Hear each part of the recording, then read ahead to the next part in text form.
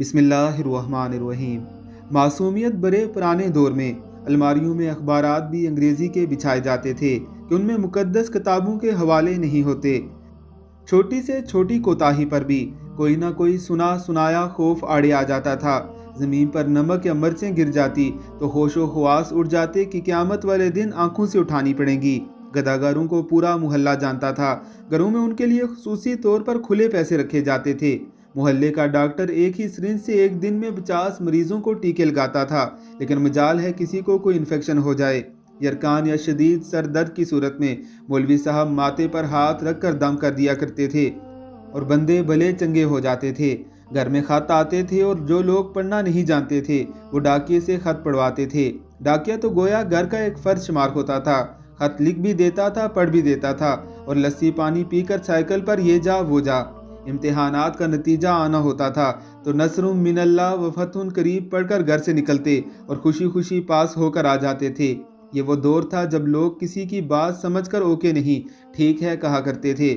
موت والے گھر میں سب محلے دار سچے دل سے روتے تھے اور خوشی والے گھر میں حقیقی کہہ کے لگاتے تھے۔ ہر ہمسایہ اپنے گھر سے سالن کی ایک پلیٹ ساتھ والوں کو بیچتا تھا اور ادھر سے بھی پلیٹ خالی نہیں آتی تھی۔ میٹھے کی 3 ہی اقسام تھی: حلوہ، زردہ چاول اور کھیر۔ آئس کریم دکانوں سے نہیں لکڑی کی بنی ریڑھیوں سے ملتی تھی جو میوزک نہیں بجاتی تھی۔ گلی گلی میں سائیکل کے میکینک موجود تھے، جہاں کوئی نہ کوئی محلے دار قمیض کا کونا منہ میں دبائے پمپ سے سائیکل میں ہوا بھرتا ہوا نظر آتا تھا۔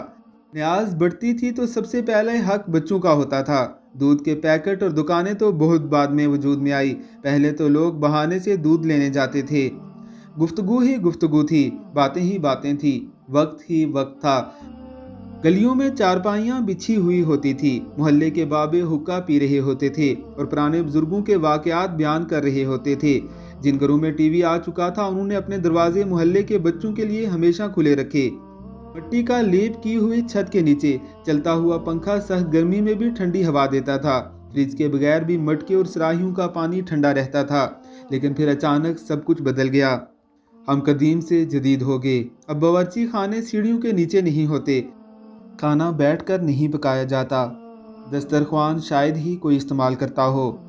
منجن سے ٹوتھ پیسٹ تک کے سفر میں ہم نے ہر چیز بہتر سے بہتر کر لی، لیکن پتہ نہیں کیوں اس قدر سہولتوں کے باوجود ہمیں گھر میں ایک ایسا ڈبہ ضرور رکھنا پڑتا ہے جس میں ڈپریشن، سر درد، بلڈ پریشر، نیند اور وٹامنز کی گولیاں ہر وقت موجود ہوں۔